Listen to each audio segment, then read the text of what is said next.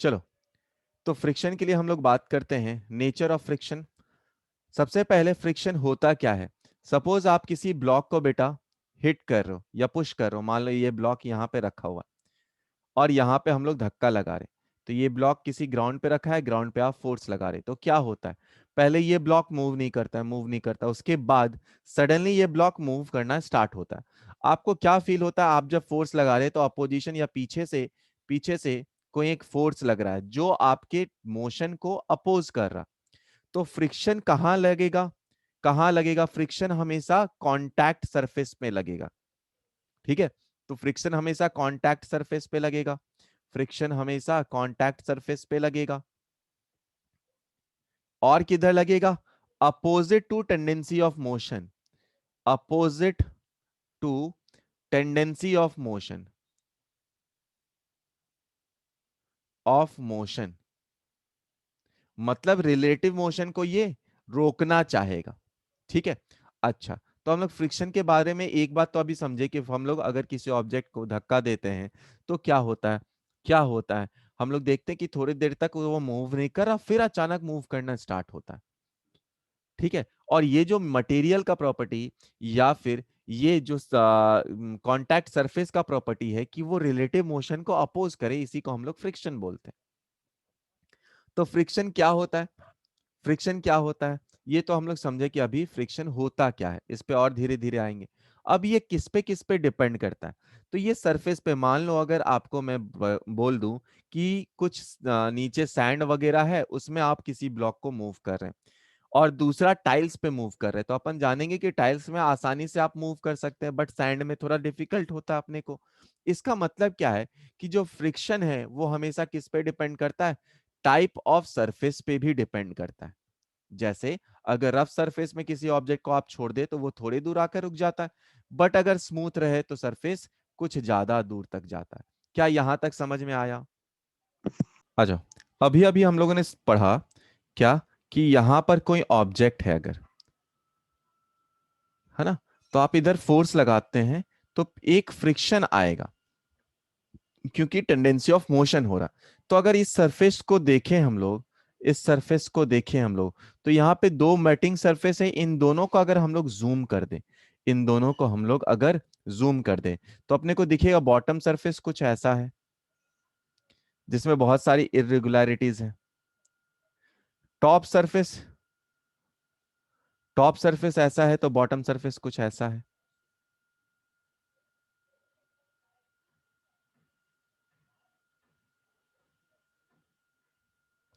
ठीक है, तो अपने पास ये बॉटम सरफेस, ये टॉप सरफेस है। अब हम लोग देखेंगे कि ड्यू टू दीज इरेगुलरिटीज यहां पर कुछ लोकल बॉन्ड्स फॉर्म हो जाते हैं। ये बॉन्ड्स ऐसे होते हैं कि मानो छोटा सा वेल्डिंग जोन ही है।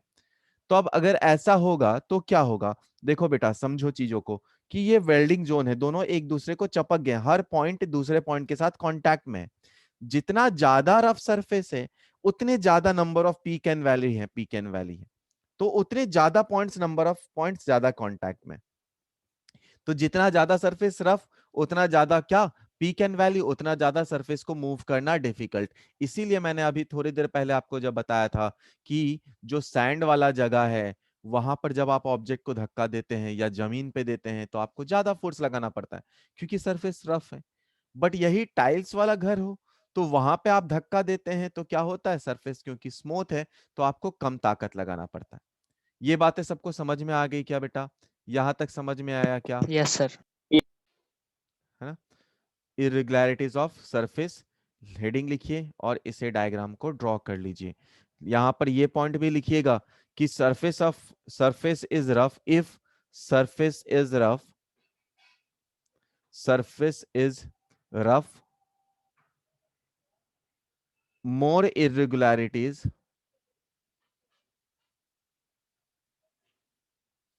more irregularity means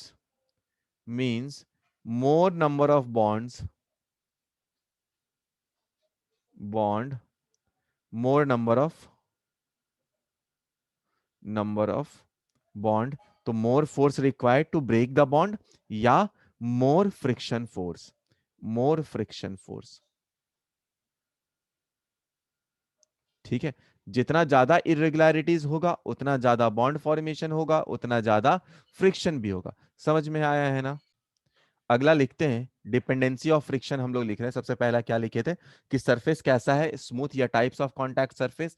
दूसरा हम लोग लिख रहे हैं, सेकंड पॉइंट क्या लिख रहे हैं, नॉर्मल फोर्स। नॉर्मल फोर्स, अगर बेटा आप इमेजिन करें कि अपने पास सपोज एक ब्लॉक है ना, अपने पास एक ब्लॉक है जो कि जमीन पे रखा हुआ, ठीक है। अगर आप इसे मूव करना चाहते हैं, या आप स्कूल में हैं, आपके स्कूल में आप बेंच को मूव करना चाहते हैं, आपने फोर्स लगाया, तो ये बेंच आपको मूव कर जाएगा, आपको बोलेगा, आप बोलोगे कि हाँ सर बेंच मूव कर दिया।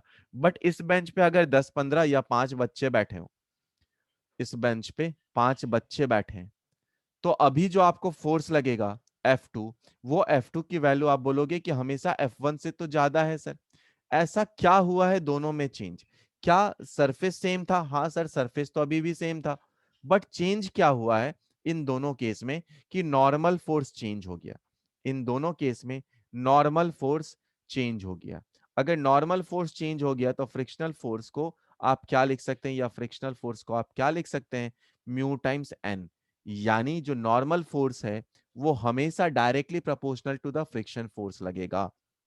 म्यू क्या बताता है, कैसा सरफेस है, नॉर्मल क्या बताता है कि उसका टोटल टोटल फोर्स कितना, या नॉर्मल कितना अमाउंट ऑफ फोर्स से उस ऑब्जेक्ट को नीचे की तरफ पुश किया गया है। तो नॉर्मल किधर लग रहा है बेटा, नॉर्मल हमेशा ऊपर लग रहा है। नॉर्मल किसके बराबर है इस केस में, इस केस में नॉर्मल बराबर है किसके लिए, mg के लिए। अगर बेटा एक और सवाल में इसी से मिलता जुलता पूछूं कि सपोज ये वर्टिकल वॉल है, और इस वर्टिकल वॉल पे एक ऑब्जेक्ट है जिसका मास m है, आप इसको फोर्स लगा रहे हैं यहां पर, ठीक है, फोर्स लगा रहे हैं, तो आप क्या बोल सकते हैं बेटा, नॉर्मल रिएक्शन किसके बराबर होगा, बता सकते हैं क्या, नॉर्मल रिएक्शन किसके बराबर होगा? तो सही, बिल्कुल सही बताया कि नॉर्मल रिएक्शन किसके बराबर होगा, फोर्स के बराबर होगा। समझ में आया क्या? तो फ्रिक्शन फोर्स नॉर्मल रिएक्शन के कैसे प्रोपोर्शनल है, डायरेक्टली, जस्ट और अपोजिट रहता है आंसर वो। हाँ यहाँ पे एग्जैक्ट अपोजिट, ठीक है। तो फ्रिक्शनल फोर्स कैसा है, म्यू टाइम्स एन है। समझ में आया क्या? कांटेक्ट है। तो third point is area of contact. Area of contact, contact. तो देखो बेटा, मान लो अपने पास ये एक सरफेस पे रखा हुआ है ना, यहाँ पे मैंने फोर्स लगाया, तो देखो ये मूव नहीं कर रहा, कुछ टाइम बाद ये मूव करना स्टार्ट करेगा, कुछ टाइम बाद ये हल्का सा मूव करना स्टार्ट करेगा।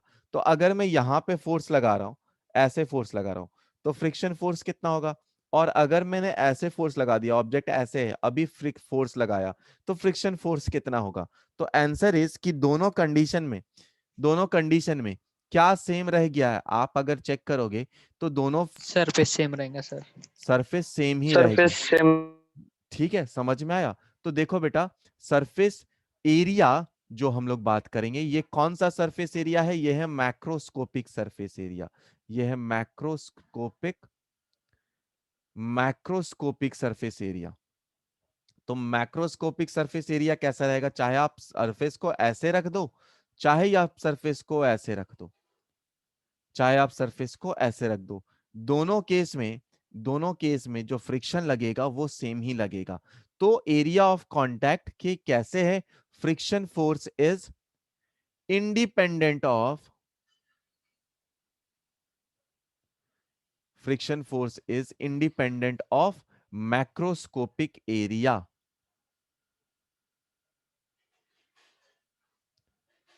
समझ में आया क्या? समझ में आया यस। क्या? Yes sir. चलिए कॉपी कर लीजिए बेटा। हेडिंग लिखिएगा static and kinetic friction. Heading लिखिएगा static and kinetic friction. Kinetic friction, static and kinetic friction. अच्छा, आ जाओ बेटा। देख, स्टैटिक फ्रिक्शन क्या होता है, इमेजिन करे जरा, अपने पास सपोज यहाँ पे एक ब्लॉक है ना, ये ब्लॉक है। इस ब्लॉक का इस ब्लॉक का जो वेट लग रहा है, इस ब्लॉक का जो वेट लग रहा है, या मास दे देता हूं मैं आपको, ठीक है। तो मास इज इक्वल टू, मान लो मैंने दे दिया 5 kg। इसके दो चीजें होंगे, एक coefficient of friction, static coefficient of friction, और दूसरा होगा काइनेटिक कोफिशिएंट ऑफ फ्रिक्शन। मान लो इसे मैंने 0.5 दे दिया, इसे 0.4 दे दिया, या 4.5 दे दिया, ठीक है। तो आपको क्या फील होता है, हमेशा ध्यान से सुने, कि अगर कोई बक्से को अपन धक्का दे रहे हैं, बक्से को धक्का दे रहे हैं, तो क्या होता है सबसे पहले, कि वो पहले तो मूव नहीं करता, फिर हम लोग थोड़ा और ज्यादा धक्का देते, नहीं मूव करता, एक ऐसा टाइम आता है जब वो मूव करने लगता है। तो सोचो क्या होगा, अभी अभी हम लोगों ने क्या पढ़ा, कि दो सरफेस जो हैं वो एक दूसरे के साथ बॉन्ड बनाकर या वेल्ड करके चिपक जाते हैं। मान लो कि अगर 50 ऐसे पॉइंट्स हैं जो चिपक चुके हैं, बहुत कम ले रहे हैं हम लोग, है ना, तो ताकि अपने को समझ में आए। तो अगर एक ब्लॉक मूव करने लगता है तो उसका मतलब क्या है बेटा, यहां पर ये दोनों पॉइंट एक दूसरे से चिपके हुए थे, ऐसे चिपके हुए थे, अब मूव करने लगता है, मूव करने लगता है मतलब कि ये पॉइंट चिपके हुए हैं या फ्री है। आप बोलोगे कि ये पॉइंट फ्री है सर, तभी तो आगे बढ़ रहा, चिपका होता तो कैसे आगे बढ़ता, हम लोग समझ सकते हैं ना। तो वेल्डिंग टूट गया है या वेल्डेड पॉइंट टूट गया है। अब ऐसे 50 थे, आपने सपोज 50 थे, है ना, 50 थे, तो हम लोग क्या बोल रहे हैं, 50 थे, यानी फ्रिक्शन फोर्स कितना लग रहा था, अगर फ्रिक्शन फोर्स की हम लोग बात करें तो फ्रिक्शन फोर्स कितना लगता है, म्यू टाइम्स नॉर्मल लगता है। ये मैक्सिमम फ्रिक्शन फोर्स होता है जिसे आप स्टैटिक वैल्यू लेते हैं। तो नॉर्मल कितना है बेटा यहाँ पर, क्योंकि mg लग रहा है 50 न्यूटन, तो नॉर्मल फोर्स भी लगेगा 50 न्यूटन, यानी जो मैक्सिमम फ्रिक्शन फोर्स है वो कितना लगा, 0 इंटू, चलो मान लो 10 kg ले लेते हैं, और आसान हो जाएगा ना, थोड़ा 10 kg ले लेते हैं, ज्यादा टेंशन वाली चीजें नहीं, और डिटेल दिखेगा आपको। तो 100 न्यूटन ये नीचे लग रहा है ना, मतलब ये 50 इंटू 100 हो गया, यानी 50 न्यूटन लग गया। अच्छा, मतलब क्या है बेटा, 1 न्यूटन को मैंने एक बॉन्ड के बराबर माना है ना, ताकि अपन विजुअलाइज कर ले। तो अगर हम लोगों को इस ब्लॉक को मूव करना है तो मिनिमम 50 जो ज्वाइंट वाले पॉइंट है उनको तोड़ना है ना, यानी 50 न्यूटन फोर्स मिनिमम लगाना है। अच्छा, जो फ्रिक्शन है ना बेटा, ये बहुत चतुर होता है, ये कैसा होता है, सेल्फ एडजस्टिंग होता है। तो ये बात हमेशा दिमाग में रखे कि friction is self adjusting in nature, friction is self adjusting in nature, बहुत सेल्फ एडजस्टिंग होता है। अच्छा, चलो तो मैं यहां पे फोर्स लगा रहा हूं इसको मूव कराने के लिए। तो सबसे पहले मैंने फोर्स लगाया, मान लो फोर्स लगाया मैंने 15 न्यूटन का, है ना, या 20 न्यूटन का लगाओ, फोर्स मैंने 20 न्यूटन का लगाया। अच्छा, फ्रिक्शन बहुत चतुर है, friction self adjusting in nature है। तो आपने अगर 20 न्यूटन का फोर्स लगाया है तो कितने बॉन्ड टूटे होंगे, 20 बॉन्ड टूटे होंगे। Yes sir. फ्रिक्शन भी कितना फोर्स लगाया होगा, friction self adjusting in nature है, बहुत चतुर है। तो जितना आपने फोर्स लगाया, फ्रिक्शन देखा कि मेरे पास कितना है, 50 बैलेंस है, बट काम कितने को करना है, 20 को करना, तो वो 20 ही देगा, यानी फ्रिक्शन कितना देगा, जितना रिक्वायरमेंट था। तो फ्रिक्स अगर आपने 20 न्यूटन फोर्स लगाया तो फ्रिक्शन सेल्फ एडजस्टिंग होने के कारण 20 न्यूटन ही अप्लाई किया। बट क्या ऑब्जेक्ट मूव करा है, आप बोलोगे नहीं सर ऑब्जेक्ट अभी भी रुका है, तो एक्सेलरेशन 0 है, क्योंकि 50 बॉन्ड नहीं टूटे। समझ में आया क्या, यहां तक हो जाएगा हल। आ जाओ, अगर दूसरे बार बेटा मान लो ऐसा हो गया कि सेकेंड टाइम में मैंने जो फोर्स लगाया है वो 30 न्यूटन लगा दिया, सेकेंड टाइम 30 न्यूटन लगाया, मतलब 30 बॉन्ड टूट गए। मतलब आपने जैसे ही F2 की वैल्यू 30 न्यूटन लगाया, फ्रिक्शन कितना लगेगा, फ्रिक्शन देखेगा क्या मेरे पास बैलेंस कितना है, मेरे पास बैलेंस है 50, तो फ्रिक्शन कितना लगाएगा, वो भी कितना लगाएगा, जितना जरूरत था, तो 50 ना लगाकर वो 30 न्यूटन लगा देगा। क्या अभी भी ब्लॉक मूव करेगा क्या, नहीं, क्योंकि ब्लॉक मूव नो करने, सर। नो। ठीक है, चलो यहां तक समझ में आ गया। अगर F3 की बात करूं मैं, तो तीसरा फोर्स ले लेता हूं, कितना, मान ले तीसरा फोर्स 40 न्यूटन ले लिया, ठीक है, आपने F3 लिया 40 न्यूटन, 40 न्यूटन, फ्रिक्शन क्या होगा, कितने बॉन्ड टूटेंगे, 40 बॉन्ड टूटेंगे, फ्रिक्शन कितना लगाएगा, क्या वो 50 लगाएगा क्या, answer is no no, sir. वो नो सर। 40 ही लगाएगा। 40 न्यूटन। एक्सेलरेशन कितना लगेगा बेटा इसका, 0। 0। अच्छा, अब आपने लगाया 45 न्यूटन, देखो अभी यहां से चीजें बहुत चेंज होने वाली, आपने लगाया 45 न्यूटन, ठीक है, फ्रिक्शन बोला अरे मेरे पास तो 50 बैलेंस है, तुझे तो बस 45 देना है, अभी भी मैं बराबर कर सकता हूं तुझे, तो इसने बोला 45 लो, क्या अभी भी ऑब्जेक्ट मूव कर रहा है? आंसर इज नो, क्योंकि 50 दोगे तभी ये मूव करेगा। यस जैसे ही आपने 50 न्यूटन दिया, जैसे ही आपने 50 न्यूटन दिया, फ्रिक्शन कितना लगाएगा? 50 के 50 बॉन्ड टूट जाएंगे, फ्रिक्शन भी कितना लगा देगा? 50। अब क्या एक्सेलरेशन आएगा? हाँ, अब एक्सेलरेशन आना स्टार्ट होगा। अब body on the verge of motion होगा। आपने जैसे ही, अब बॉडी क्या होगा? On the verge of motion होगा। ठीक है, तो ऑल्दो अभी उस इंस्टेंट पे एक्सेलरेशन 0 है, बट बॉडी क्या हो गया? On the verge of motion हो गया। On the verge of, on the verge, या फिर ऑन द, क्या बोला जाए इसे, about to start. Motion is about to begin, about to begin. ठीक है, तो मोशन अब स्टार्ट होने वाला है या मोशन बिगिन होने वाला है? अच्छा, तो ये स्टार्ट हो गया मोशन। आपने देखा होगा कि आप जब धक्का लगा रहे हैं, आप जब धक्का लगा रहे हैं तो क्या हो रहा है बेटा? आप जब धक्का लगा रहे हैं तो क्या हो रहा है? ब्लॉक नहीं मूव कर रहा था, नहीं मूव कर रहा था, सडनली बॉक्स, जो बॉक्स है वो मूव करने लगता। तो जैसे ही बॉक्स मूव करने लगता है, उसके बाद आप क्या एफर्ट लगाते हो कि आपको 50 ही चाहिए क्या मोशन कंटिन्यू करने के लिए? आप बोलते हो नहीं सर, अभी मुझे फील हो रहा है कि फ्रिक्शन थोड़ा कम लग रहा है, क्योंकि मैं कम फोर्स से ही मूव कर सक रहा हूं। तो जैसे ही आपने मोशन स्टार्ट हो गया, अब कौन सा लगेगा? काइनेटिक फ्रिक्शन लगेगा। अब लगेगा काइनेटिक फ्रिक्शन। तो काइनेटिक फ्रिक्शन के लिए अगर मान लो मैंने F6 को अब वापस से 46 या 45 न्यूटन रखा, तो काइनेटिक फ्रिक्शन कितना है? अभी आप देखोगे तो मोशन को स्टार्ट रखने के लिए हमेशा कितना चाहिए? म्यू के इंटू नॉर्मल के बराबर चाहिए। म्यू के की वैल्यू 0.45 इंटू एन, एन की वैल्यू 100 यानी 45 न्यूटन।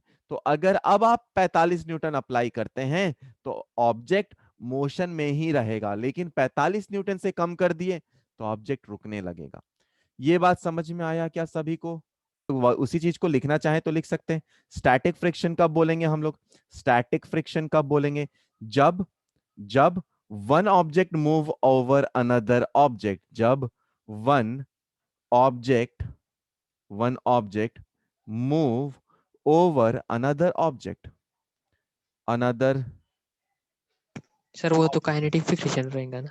अच्छा, one one object is about to, एक सेकंड एक second, one one object, one object, one one object is about to move over another object, is about to move, to move over another object, over another object। ठीक है, तो starting friction है, मतलब क्या है? यहां पे ऑब्जेक्ट जो है वो रेस्ट पे है। अगर काइनेटिक फ्रिक्शन की बात करें हम लोग, काइनेटिक फ्रिक्शन की बात करें तो यहां पे one object, one object will slide over another object, है ना? तो एक ऑब्जेक्ट के ऊपर दूसरे ऑब्जेक्ट जो है वो स्लाइड कर रहा होगा, will slide over another object. ठीक है, तो एक ऑब्जेक्ट के ऊपर दूसरा ऑब्जेक्ट स्लाइड करने लगे तो स्टैटिक काइनेटिक फ्रिक्शन, और एक ऑब्जेक्ट जब दूसरे ऑब्जेक्ट पे on the verge of motion ही है, मतलब रुका हुआ है, तो हम लोग क्या बोलेंगे रेस्ट उसे? पर है। रेस्ट पे है, तो मतलब हम लोग बोल देंगे उसे काइनेटिक फ्रिक्शन है। समझ में आया? कॉपी कर लीजिए। अभी अभी जो हम लोगों ने पढ़ा उसमें क्या था अपने पास? सोचो जरा, क्या हम लोग कर रहे थे कि एक्सटर्नल फोर्स को आप अप्लाई कर रहे थे, एक्सटर्नल फोर्स को आप अप्लाई कर रहे थे। तो पहले तो ऑब्जेक्ट मूव नहीं कर रहा था, बट एक ऐसा टाइम आया था जब ऑब्जेक्ट अपना मूव करने लगा था। एक ऐसा टाइम आया था जब ऑब्जेक्ट अपना मूव करने लगा था। उस टाइम के बाद, उस टाइम के बाद ऑब्जेक्ट पे कौन सा फ्रिक्शन एक्ट होने लगा था? तो हम लोग जानते हैं उस टाइम के बाद ऑब्जेक्ट पे कौन सा friction? Kinetic kinetic friction, friction. Kinetic friction act होने लगा था। अच्छा, चलिए आते हैं हम लोग बात करते हैं। मतलब सर, हम लोग जो जान रहे हैं तो ये से हम लोग लिख देते हैं अप्लाइड फोर्स F, और यहां पे लिख देते हैं फ्रिक्शन फोर्स F। अपन जान रहे थे क्या कि, याद करो, F1 की वैल्यू जब हम लोगों ने लगाया था 20 न्यूटन, फ्रिक्शन लगा था 20 न्यूटन। जब हम लोगों ने लगाया था F2 30 न्यूटन, फ्रिक्शन लगा था 30 न्यूटन। जब हम लोगों ने लगाया था F3 40 न्यूटन, फ्रिक्शन भी लगा था 40 न्यूटन। जैसे ही हम लोगों ने लगाया था F4 45 न्यूटन, फ्रिक्शन भी लगा था 45 न्यूटन। जैसे ही लगाया था हम लोगों ने 50 न्यूटन, उसके बाद क्या हो गया था, फ्रिक्शन मैक्सिमम वैल्यू आ गई थी, जिसे आप लिमिटिंग फ्रिक्शन भी बोल देंगे, 50 न्यूटन। अब ऑब्जेक्ट क्या हो गया था, मूव करने लगा था। मतलब यहां से यहां तक अगर देखा जाए तो ये क्या है, स्टैटिक फ्रिक्शन है। समझ में आया क्या? और जब यस ये ऑब्जेक्ट मूव करने लगा था, मतलब F6 जब हम लोगों ने वापस 45 लगाया था, तब भी ऑब्जेक्ट मूव कर रहा था। 45 न्यूटन। 45 लगा रहा था फ्रिक्शन और मूव कर रहा था, है ना। चलो, तो वही सब हम लोग लिखेंगे यहाँ पर। और इसी फ्रिक्शन को हम लोग बोले थे kinetic friction. Kinetic friction, kinetic friction. Yes देख बेटा, जैसे जैसे आपने फोर्स अप्लाई किया, फ्रिक्शन बढ़ता गया, फ्रिक्शन बढ़ता गया, फ्रिक्शन बढ़ता गया। एक ऐसा टाइम आया जब फ्रिक्शन अपना मैक्सिमम वैल्यू पहुंच चुका था। इस मैक्सिमम वैल्यू को हम लोगों ने क्या बोल दिया, फ्रिक्शन लिमिटिंग वैल्यू, FL बोल दिया। अब इसके बाद क्या हुआ था, फ्रिक्शन की वैल्यू अचानक कम हो गई थी, और जो फ्रिक्शन लगने लगा था वो की कांस्टेंट वैल्यू था, और वो था अपने पास क्या, काइनेटिक फ्रिक्शन। क्या ये बात सबको समझ में आई? Yes sir. यस अच्छा, अब देख बेटा, कंफ्यूजन यहां पे आता है। सवाल पूछा गया, सवाल पूछा गया कि स्टैटिक फ्रिक्शन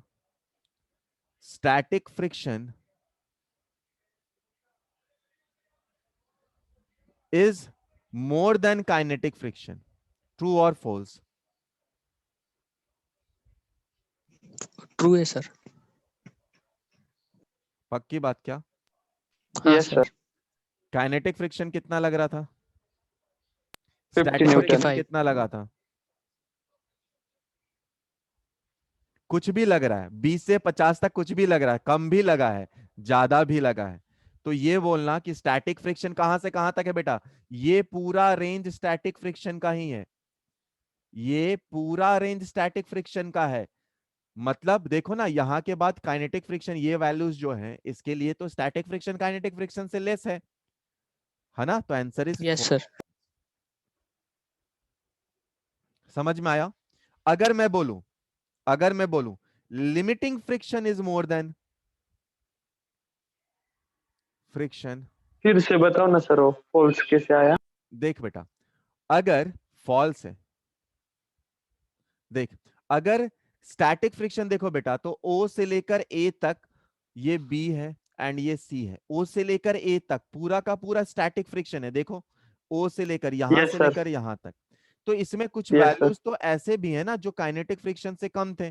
तो वो सारे वैल्यूज कहाँ है, इसके नीचे, काइनेटिक फ्रिक्शन के नीचे, ये सारे वैल्यू किधर है, यस सर। काइनेटिक फ्रिक्शन से कम है। ठीक है, तो काइनेटिक फ्रिक्शन से कम स्टैटिक फ्रिक्शन हो सकता है।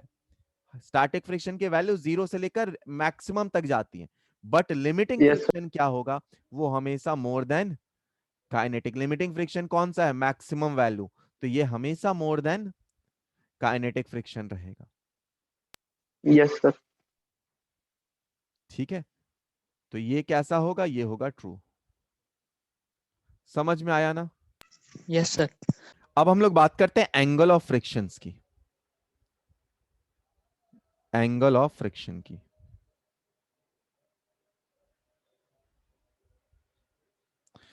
एंगल ऑफ फ्रिक्शन की, तो देखो बेटा, एंगल ऑफ फ्रिक्शन हम लोग डिफाइन करते हैं कैसे। आ जाओ जरा ध्यान से देखना। सपोज अपने पास ये ब्लॉक है जो कि एक ग्राउंड पे रखा हुआ है, अपने पास एक ब्लॉक है जो कि ग्राउंड पे रखा हुआ है। अच्छा, अब देख यहां पे लग रहा होगा नॉर्मल ऊपर की तरफ, यहां पर लग रहा होगा अपने पास, अगर इसका टेंडेंसी ऑफ मोशन आगे के तरफ है तो फ्रिक्शन फोर्स लग रहा होगा पीछे की तरफ। ठीक है, अब ये दोनों का एक रिजल्टेंट फोर्स होगा and that is contact force. तो कांटेक्ट फोर्स देखो, ये वाई डायरेक्शन में, एक एक्स डायरेक्शन में, तो कांटेक्ट फोर्स क्या हो सकता है, फ्रिक्शन का स्क्वायर प्लस नॉर्मल का स्क्वायर। फ्रिक्शन खुद किसके बराबर है, फ्रिक्शन है खुद म्यू स्क्वायर एन स्क्वायर के बराबर प्लस एन स्क्वायर। यानी यानी कांटेक्ट फोर्स को आप क्या लिख सकते हो, अंडर रूट ऑफ एन को मैं बाहर निकाल दूं तो under root 1 plus mu square के बराबर। यहां तक ये समझ में आया? चलो, अब देखो, ये अपने पास F है, ये N है, तो इनका रिजल्टेंट इनका रिजल्टेंट किधर आएगा? पाइथागोरस से अपन जानते हैं ये आएगा हाँ सर। कांटेक्ट, ये है कांटेक्ट फोर्स। अब देखो ये अगर C है अपने पास, ये N है, तो ये F के बराबर होगा। वेक्टर्स को पैरेलली शिफ्ट करते हैं, तो ये जो एंगल है, ये एंगल है, इस एंगल को अगर हम लोगों ने tan थीटा बोल दिया, इस एंगल को tan थीटा बोल दिया, तो ये theta he angle of friction हो जाएगा। ठीक है, तो एंगल ऑफ फ्रिक्शन कितना है बेटा? एंगल ऑफ फ्रिक्शन, ये कौन सा एंगल है? एंगल बिटवीन डेफिनेशन हम लोग खुद लिख सकते हैं। एंगल बिटवीन किसके किसके बीच का एंगल है? कॉन्टैक्ट एंड नॉर्मल फोर्स का बीच का एंगल। तो angle between total contact force and normal force is angle of friction. तो अगर मैं tan थीटा लिखूं तो tan थीटा को आप क्या लिख सकते हैं बेटा? उसको लिख सकते हैं F अपॉन एन। तो F को क्या लिख सकते हैं? Mu into N upon N, N N cancel out हो गया। मतलब एंगल ऑफ फ्रिक्शन किसके बराबर आया? म्यू के बराबर आया। tan of angle of friction या थीटा को आप यहां से लिख सकते हैं tan इनवर्स ऑफ म्यू। क्या ये बातें सबको चमक गई? यस देख बेटा, हम लोग बात कर रहे हैं एंगल ऑफ रिपोज की, है ना? तो सपोज ये बक्सा रखा है मैंने, ये हॉरिजेंटल ग्राउंड है, हॉरिजेंटल लेवल है, इसको मैं ऊपर उठा रहा हूँ, देखना ऊपर उठा रहा हूँ, ये हॉरिजेंटल से एंगल दिख रहा होगा अब आपको। ऊपर उठा रहा हूँ। अब देखो ये बक्सा गिरने लगा, और दिखाता हूँ आपको, है ना? तो ये बक्सा यहाँ पे रखा हुआ है, ये यहाँ पे रखा हुआ, इसको हॉरिजेंटल लेवल पे ही है। जैसे जैसे जैसे जैसे जैसे जैसे जैसे जैसे इसको ऊपर उठाऊंगा, एक ऐसा आएगा जब ये बक्सा नीचे गिरने लगेगा। दिखा क्या सबको? समझ में आया ना? यस सर, दिख गया। हाँ सर। अब बता, ये जो एंगल था जिसपे ये बक्सा गिरने लगा था, उसी एंगल को हम लोग बोलेंगे एंगल ऑफ रिपोज, है ना? तो देखते हैं क्या था और समझने की कोशिश करते हैं। अपने पास बेटा क्या है? ये अपने पास एक इंक्लाइंड सरफेस है। मान लो एंगल ऑफ इंक्लिनेशन अभी अल्फा रख दिया है हम लोगों ने इस ब्लॉक का या इस प्लेन का। यहां पर कोई अपने पास ऑब्जेक्ट है, ये वो एंगल है जब जब क्या हुआ होगा? जो फोर्स अप्लाइड है वो स्टैटिक, मैक्सिमम स्टैटिक फ्रिक्शन मतलब लिमिटिंग फ्रिक्शन के बराबर हो गया होगा। अप्लाइड फोर्स यहां पे कौन सा है? अलोंग द प्लेन वाला फोर्स। इस फोर्स का वैल्यू कितना होता है, याद है क्या किसी को? कितना होता है? mg cos theta. mg sine alpha, sine हाँ थीटा। सर, साइन अल्फा बराबर। नॉर्मल होता है mg cos थीटा के बराबर, cos अल्फा नॉर्मल बराबर है।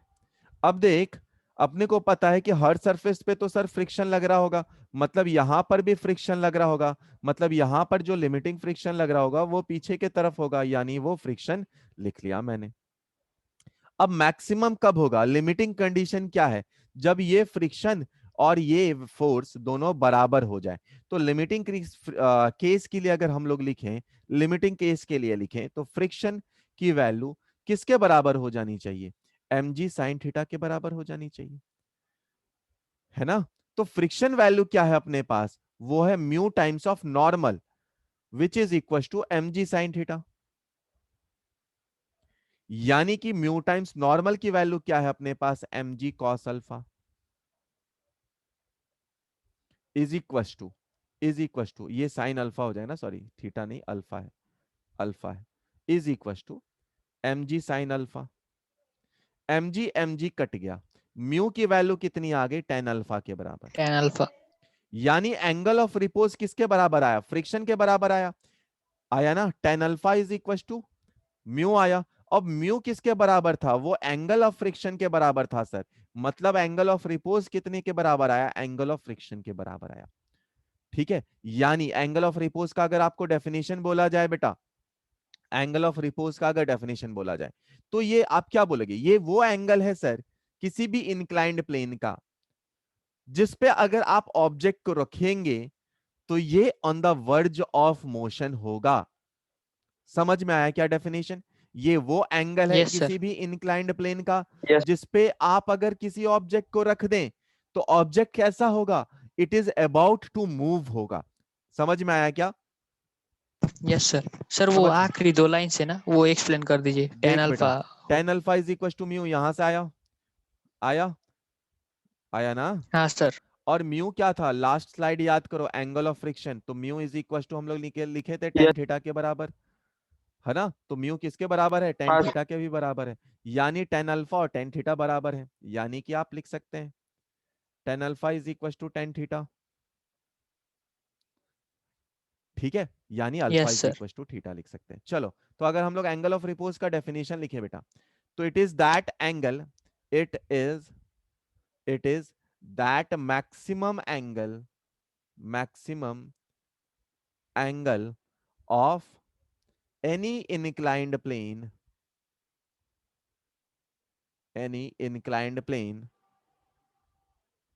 inclined rough plane, in fact rough plane, on which if we keep any object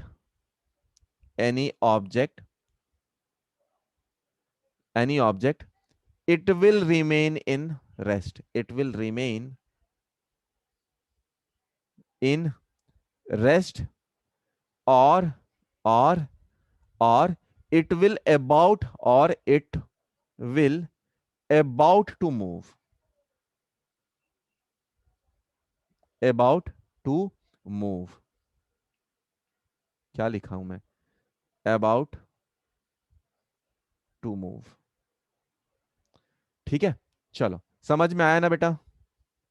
आजा बेटा, अब हम लोग देखें, अगर एक और चीज जरा ध्यान से देखना, कि इस समय में जब ऑब्जेक्ट रुका हुआ है, है ना, सो अगर ऑब्जेक्ट रुका हुआ है उस टाइम पे कितना कांटेक्ट फोर्स लग रहा होगा। कांटेक्ट फोर्स कैसे निकालते थे हम लोग, अभी अभी हम लोग बात किए थे थोड़ी देर पहले, कांटेक्ट फोर्स लगा रहे। तो अगर ऑब्जेक्ट इज एट रेस्ट है, मतलब ये मोशन में हुआ नहीं है, मैक्सिमम लिमिटिंग तक ही है अभी, या लिमिटिंग से थोड़ा कम है। कांटेक्ट फोर्स किधर लग रहा होगा, अपने को पता, इधर लग रहा होगा कांटेक्ट फोर्स। अब देखो, on the verge of motion या उससे पहले F is equal to M G sine theta के बराबर है। ये रेस्ट पे है तो, है ना, मोशन पे होगा तो एम जी साइन थीटा ज्यादा था। तो एफ की वैल्यू किसके बराबर है, एम जी साइन थीटा की। और कांटेक्ट फोर्स किसके बराबर होता है, अंडर रूट ऑफ फ्रिक्शन का स्क्वायर प्लस नॉर्मल का स्क्वायर। नॉर्मल की वैल्यू क्या है, एम जी कॉस थीटा। तो आप अगर यहां पर लिखें, एम जी को मैं कॉमन ले लेता हूं, एम जी स्क्वायर को कॉमन ले लेता हूं, तो क्या आएगा यहां पर, sine square theta plus cos square theta. और इसकी वैल्यू कांटेक्ट फोर्स किसके बराबर आ 1. गया, एम जी के बराबर आ गया। समझ में आया क्या, Yes. कॉपी